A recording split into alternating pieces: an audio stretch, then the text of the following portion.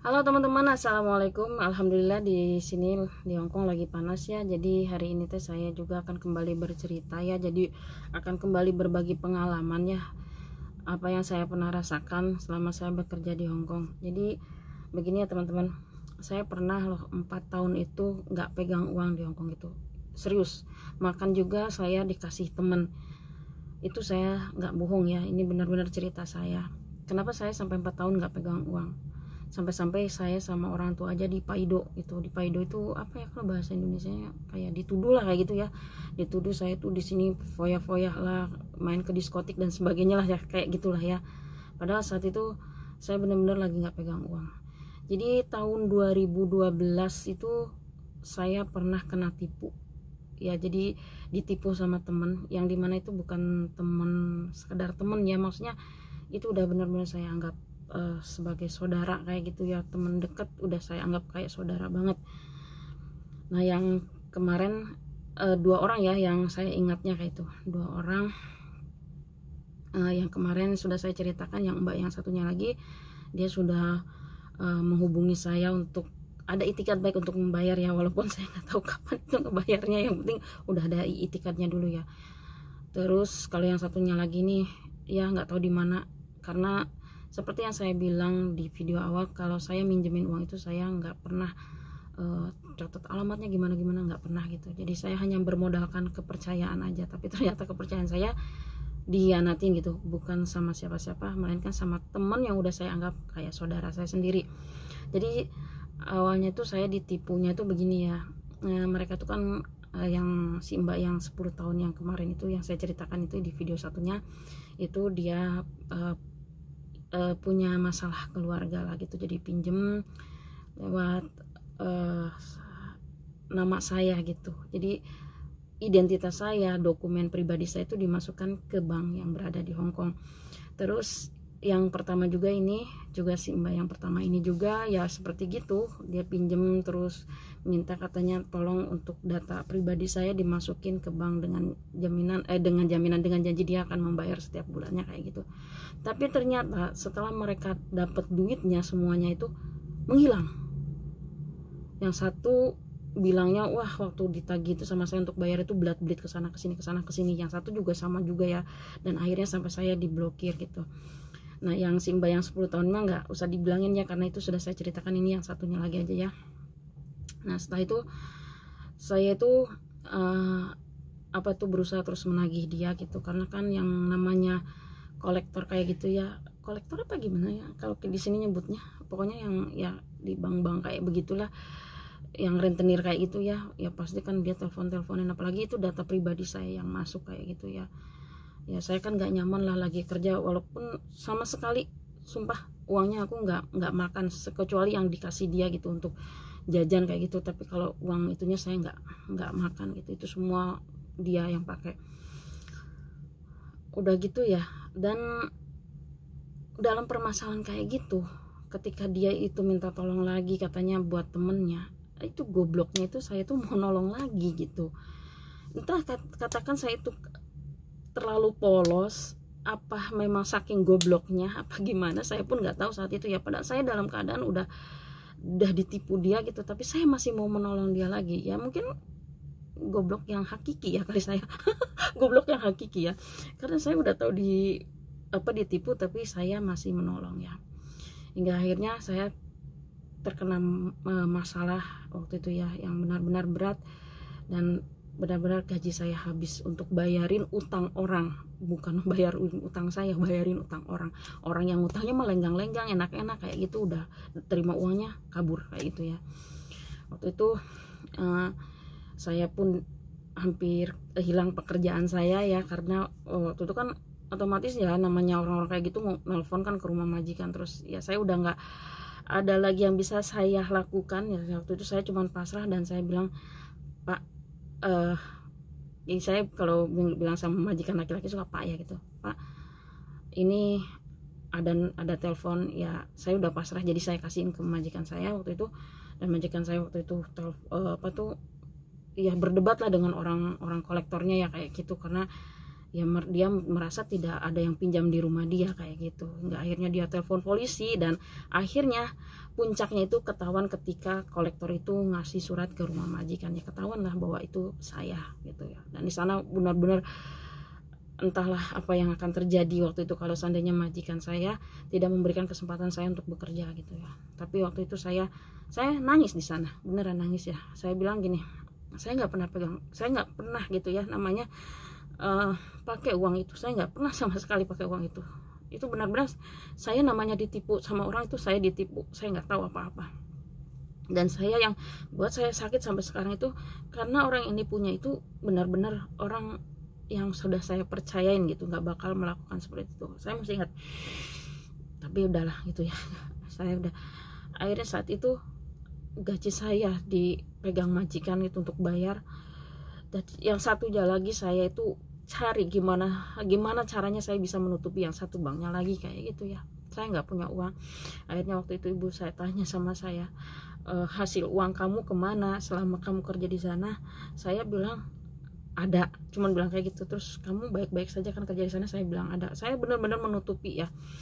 Terus cuman waktu itu saya bilang sama ibu saya, karena ibu saya kan nggak percaya, dia minta bukti gitu. Terus akhirnya ibu saya ya nuduh saya lah, maido lah kayak gitu ya. Kalau orang sudah bilang, mbak kamu ini mungkin di sana foya-foya ke diskotik gimana kan, banyak lah ceritanya kayak gitu.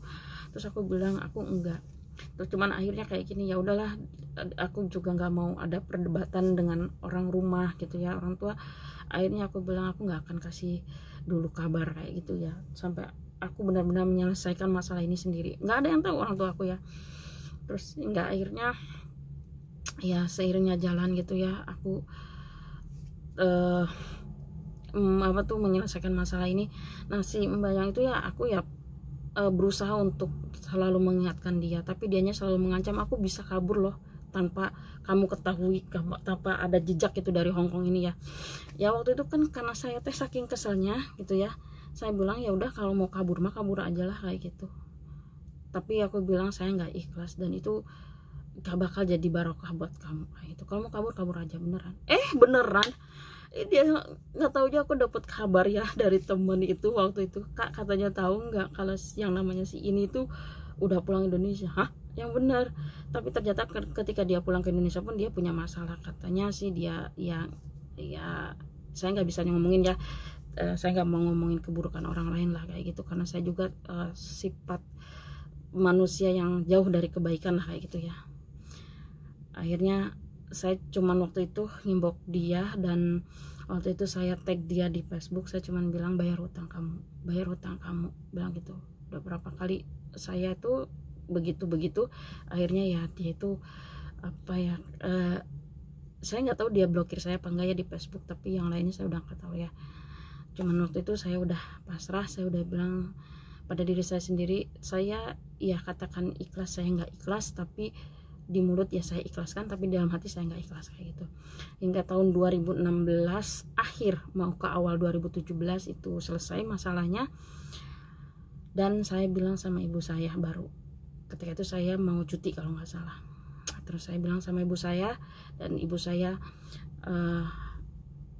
bilang sama saya, ada apa, ada masalah apa? Aku bilang aku selama ini ditipu teman. Ibu saya cuman bilang, berapa uang yang tertipu? Aku ya sebutkan nominalnya, mungkin ibu saya kan nggak tahu kan nominal uang sini sama Indonesia kan beda. Ibu saya cuma bilang diikhlasin aja. Terus saya bilang apa diikhlasin? Itu uang bukan sedikit, itu besar. Aku sebutin maaf ya, apa nominalnya ya, nominalnya saya sebutin nominal Indonesianya, ibuku langsung diem gitu, nggak ngomong nggak apa.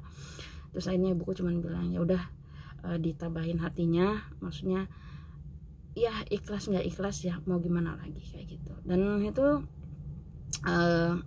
alhamdulillah ya, selama saya menghadapi masalah itu saya dibantu teman gitu. Ada 2 teman yang baik gitu ke saya. Satu yang namanya panggilannya Gepeng karena dia orangnya kurus banget, tapi dia udah nggak di sini sekarang, dia udah pulang di Indonesia. Saya nggak tahu, saya nggak bisa kontak dia. Waktu itu saya makan dari dia, kalau misalnya mau pulang kadang saya dijajanin dari dia. Terus yang satu lagi namanya Nata, dia masih di sini dan saya juga masih WhatsAppan sama dia. Dia udah nganggap saya kakak, dan saya juga udah nganggap dia kayak adik saya sendiri kayak gitu.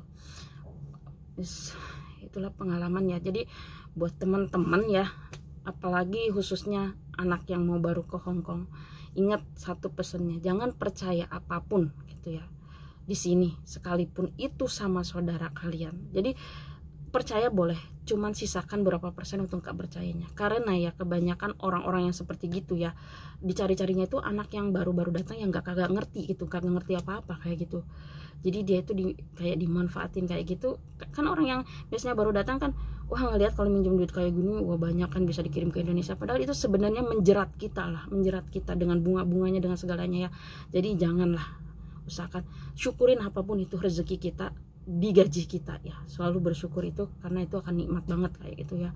Jadi itu satu. Jadi bagi anak-anak yang akan nanti datang ke Hong Kong, ingat jangan sampai, pokoknya yang udah di Hong Kong pun kadang ya kita suka hilaf lah gitu, pengen pinjem aja ke bank. Pokoknya ingat jangan sampai pinjam, karena mereka tuh bukan menolong kita, tapi justru mereka itu akan menjerumuskan kita pada hutang-hutang yang berat gitu buat kita itu ya. Dan buat saya berharap buat yang punya hutang ke saya, dianya ingat kayak gitu. Saya sih apa ya, kalau dikatakan ikhlas ya nggak ikhlas gitu ya, tapi ya mau gimana lagi kayak gitu. Cuman saya berharap yang satunya lagi juga dia ingat seperti Mbak yang satu ya, setidaknya dia menghubungi saya terus bicara bagaimana lah baiknya kayak gitu. Saya juga bukan orang jahat banget loh kayak gitu ya, jadi saya juga bisalah mungkin nanti kalau diajak ngobrol mah kayak gitu ya, gimananya. Nah itulah jadi pengalaman saya. Dan sekali lagi pesan saya buat teman-teman yang ada di Hong Kong maupun di Taiwan, dimana saja, kalau bisa jangan sampai pinjem bank kayak gitu ya, apalagi nggunain data orang lain ya. Dan udah gitu kabur ya, kasihan lah gitu, karena mereka juga cari duit kan di sini buat keluarganya, buat orang tuanya, atau buat diri dia sendiri ya. Terus buat yang pada mau datang ke sini, hati-hati ya datanya itu ya, jangan sampai dipinjemin ya, karena biasanya incarannya itu yang kayak begitu, yang belum paham, apalagi kan yang belum dapat gaji full kan, wah kalau dapat segini wah banyak banget ya, wah kayak gitu, seneng lah kayak gitu ya. Padahal itu sebenarnya menjerat kita. Kalian itu yang pada datang awal itu ya udah enak lah gajinya ya, udah walaupun potongannya walaupun belum full menerima gajinya, tapi kan potongannya nggak berat-berat banget ya, nggak kayak yang dulu lah. Yang dulu waduh sampai nggak kebagian datangnya lah sama orang-orang yang mungkin sudah yang dulu yang datangnya lebih dulu, yang bayarannya itu atau gajinya itu underpay ya.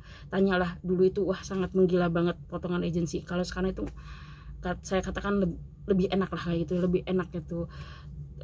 Masih bisa ada buat kirim. Kalau dulu itu benar-benar waktu underpay itu udah underpay bayarnya, udah kita harus bayar agensi yang menggila kayak gitu 7 bulan lagi. Aduh benar-benar stres kadang kita itu ya, nggak bisa kirim Indonesia buat, jangankan kirim ke Indonesia, buat kita sendiri aja udah nggak ada kayak gitu ya.